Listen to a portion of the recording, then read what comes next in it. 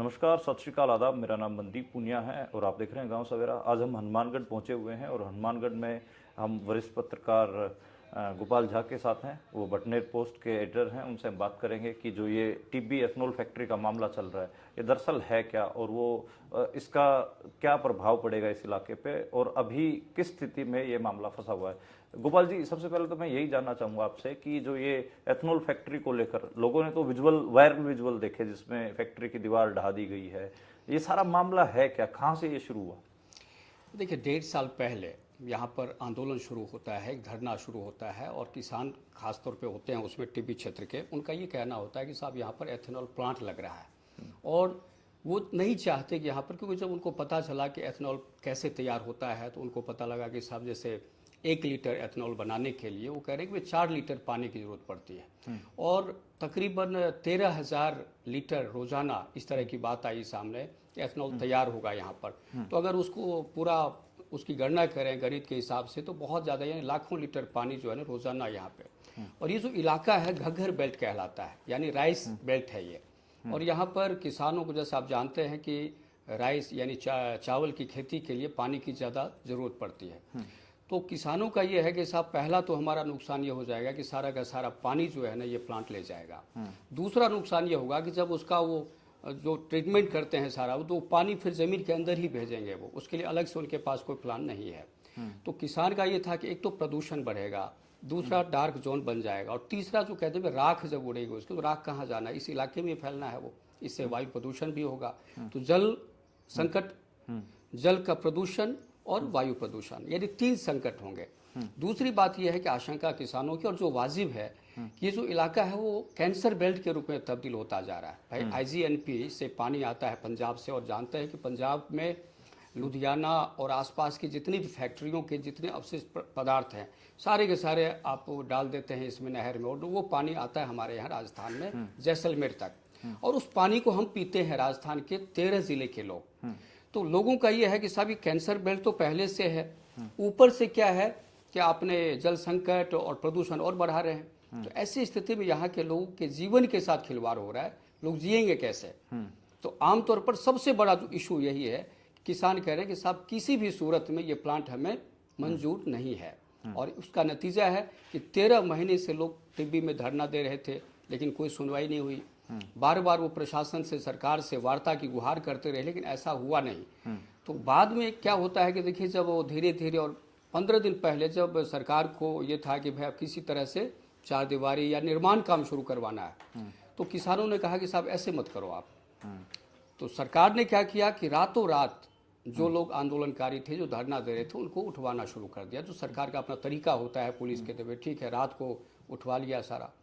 अब लोग ये कह रहे हैं, किसान ये कह रहे हैं कि साहब हम कोई अपराधी तो नहीं थे, आप हमें दिन में गिरफ्तार कर लेते, रात में कोई सो रहा है और पुलिस वाला गया। और पुलिस का अपना काम करने का तरीका होता है, आप जानते हैं, वो जाते हैं तो एक बार भय का माहौल तैयार करते हैं ताकि आंदोलनकारी भी पीछे हट जाए, डर जाए। तो वो जो कुछ हुआ तो उसका भी बहुत ज़्यादा असर पड़ा किसानों पर कि यार ये तो बिल्कुल अब अलग तरीके के माहौल तैयार किया जा रहा है। और लोगों को यूँ लगा, किसानों को खास तौर पर, कि सरकार जानबूझकर प्लांट लगाने की स्थिति में है और हमारी कोई सुनने के लिए तैयार नहीं है।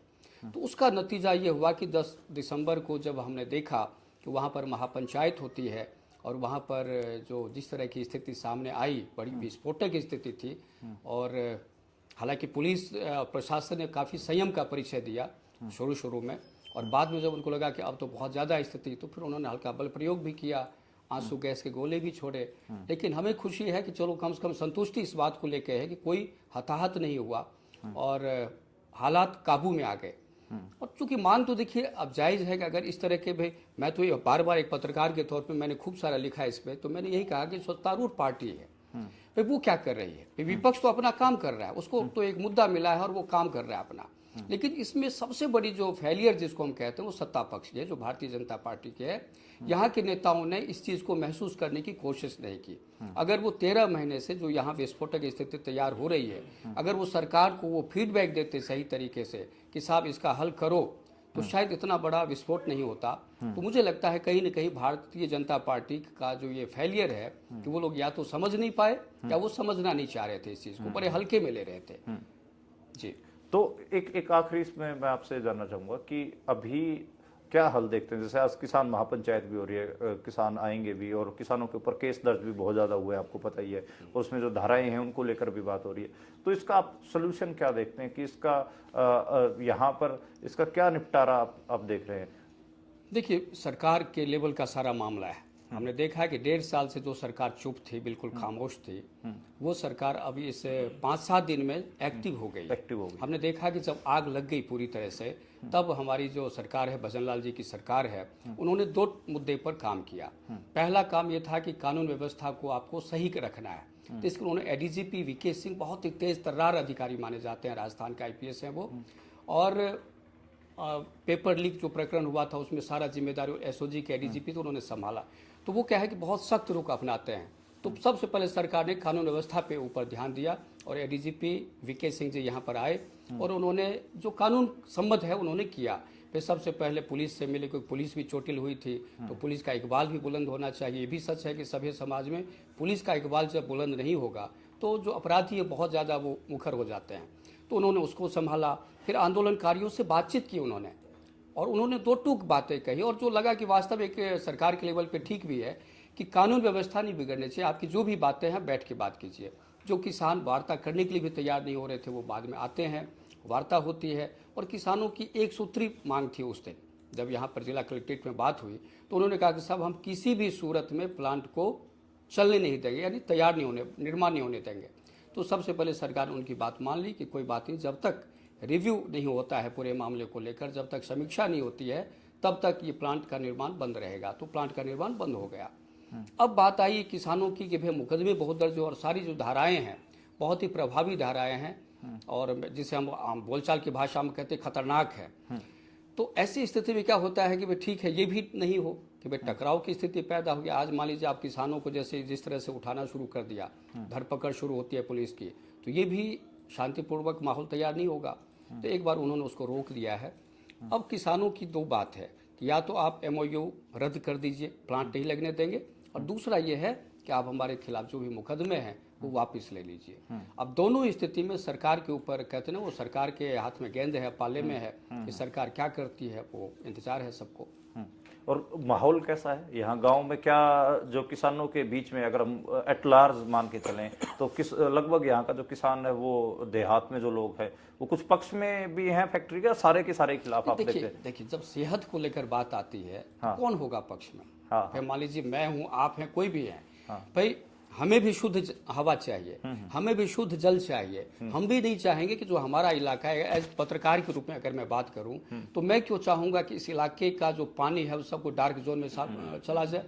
फिर मेरी भी तो मंशा ये रही कि अपने इलाके को हम बचाना चाहेंगे ना साहब। तो निश्चित रूप से यहाँ की जो जनता है उनकी आशंका है ये। तो हम तो ये कह रहे हैं कि देखिए, किसान अलग बात करता है, सरकार अलग बात करती है, लेकिन मेरे जैसे जो लोग हैं हम ये चाहते हैं कि जो किसानों की आशंका है उसको आप तथ्यात्मक रूप से रखिए उनके सामने। कि अगर मैं ये कह रहा हूँ कि साहब हमारा डार्क जोन साबित होगा ये इलाका, तो आप हमें इस बात के लिखित रूप में बताइए कि डार्क जोन नहीं होगा। वो जिस तरह से हम कह रहे हैं कि भाई चलो पानी का निपटारा कैसे होगा, तो पानी कहाँ से आएगा हमारे यहाँ? आप तो देख रहे हैं कि इस इलाके में पानी ही सब कुछ है साहब। पानी ना हो तो यहाँ पर क्या है, कृषि बेल्ट है यहाँ पर, पानी अगर नहीं होगा तो ये इलाका बर्बाद हो जाएगा।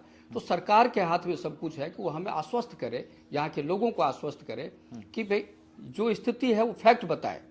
फैक्ट अभी किसी को नहीं पता है कि क्या होने वाला है। और आप देख रहे हैं कि पूरे देश में जहां जहां एथेनॉल प्लांट तैयार हो रहा है वहां पर आंदोलन हो रहे हैं। क्यों हो रहे हैं आंदोलन? तो सरकार को सोचना पड़ेगा। और यहाँ के लोग फैक्ट्री के खिलाफ नहीं है, प्लांट के खिलाफ नहीं है, वो ये कह रहे हैं कि जहाँ पर रेगिस्तानी इलाका है वहाँ पे प्लांट लगाओ। भाई विकास के खिलाफ थोड़ी है कोई। लोग तो ये चाह रहे हैं कि भाई उसका जो साइड इफेक्ट होगा जल और हवा को लेकर, उसको लेकर लोग आशंकित हैं। लोग फैक्ट्री के खिलाफ नहीं है। तो इसीलिए लोगों में यही है कि साहब सरकार इस चीज़ को समझे, महसूस करे और जनता के हित में जो फैसला है वो करे। और जो राजनीति है इस इलाके की, गंगानगर हनुमानगढ़ की, क्या वो इससे प्रभावित हो रही है? जैसे इसमें तो कांग्रेस के टाइम पे तो ये एमओयू साइन हुआ था और बन अब बीजेपी की सरकार में रहा है, तो क्या कैसे यहाँ की जो राजनीति है वो उसमें देख रहे हैं आप? देखिए मंदिर जी, यही समझने की बात होती है। मैं तो आम जनता से बार बार यही कहता हूँ कि राजनीति का जो चरित्र होता है यही होता है, यही असली चरित्र है। और ये बहुत माकूल समय है जब जनता को ये समझना चाहिए। कांग्रेस के राज में एमओयू होता है, ठीक है, और कांग्रेस के लोग आज विरोध कर रहे हैं। भारतीय जनता पार्टी उस समय विपक्ष में थी और आज भारतीय जनता पार्टी उस प्लांट के समर्थन में है, मूक सहमति है उनकी, बोल नहीं रहे हैं वो, ना तो वो साथ आ रहे हैं। भाई हम तो तब मानेंगे ना जब वो आंदोलन में साथ आ जाए बीजेपी के लोग कि नहीं साहब हम प्लांट के खिलाफ है, लेकिन ऐसा भी नहीं हो रहा है। सरकार तो पुलिस के पहरे में प्लांट का निर्माण करवाना चाहती है, जो हमने देखा है अभी। तो हमने भी कई बार कहा कि साहब ये जो चरित्र है ये पब्लिक को समझना पड़ेगा कि राजनेताओं का कोई चरित्र नहीं होता है और सत्ता का चरित्र एक जैसा होता है, भले वो कांग्रेस आ जाए भले वो बीजेपी आ जाए। तो जनता जब इस चीज को शिद्दत से महसूस करेगी तो मुझे लगता है कि भारत की बहुत सारी समस्याएं अपने आप हल हो जाएंगी। लोकल राजनीति कैसे प्रभावित हो रही है, मतलब गंगानगर हनुमानगढ़ में क्या स्थिति है अभी इससे? देखिए जब पंजाब में किसान आंदोलन हुआ और पंजाब से शुरू हुआ और पूरे देश में फैल गया, ये हनुमानगढ़ गंगानगर का बेल्ट भी उसमें शामिल था, यहाँ के हजारों किसान गए थे उसमें शामिल होने के लिए। उसके बाद क्या होता है कि उसके बाद जो हालांकि चुनाव आप देखेंगे विधानसभा चुनाव होता है राजस्थान में, हनुमानगढ़ और गंगानगर की जो 11 सीट है उसमें से बीजेपी को कितनी सीट मिली? एक शायद। हनुमानगढ़ में 1 सीट मिलती है 5 में से। अब हालात ये है कि जब यहाँ पर लोकसभा चुनाव होता है तो यहाँ पर बीजेपी नहीं जीतती है चुनाव, यहाँ पर कांग्रेस जीत जाती है ना। पूरे राजस्थान की बात करें तो 11 सीट महागठबंधन ने जीता, कांग्रेस गठबंधन ने जीता यहाँ पर। तो ऐसी स्थिति में तो क्लियर लग रहा है कि बीजेपी के लिए जो आने वाला जो समय है इस इलाके के हिसाब से देखें तो बहुत ही कठिन होगा। इसलिए सरकार, मुझे लग रहा है कि सरकार इस बात को समझ भी रही है। जो भारतीय जनता पार्टी के जो बड़े लीडर हैं, जो हमारे कई मित्र हैं, तो वो उनसे बात होती है of the record on the record, तो वो मानते हैं कि नहीं साहब इससे हमारा नुकसान होगा, इसीलिए वो भी चाहते हैं कि किसी न किसी तरीके से निपटारा हो जाए। शुक्रिया गोपाल जी। और ये एक बातचीत थी, हनुमानगढ़ के सीनियर जर्नलिस्ट हैं गोपाल जी, और उन्होंने बहुत न्यूट्रल होके, मतलब ना सरकार का पक्ष लिया ना किसानों का पक्ष लिया, जो उनको समझ में आ रहा है वो एनालिसिस आपके सामने रखा। देखने के लिए बहुत बहुत शुक्रिया। Thank you.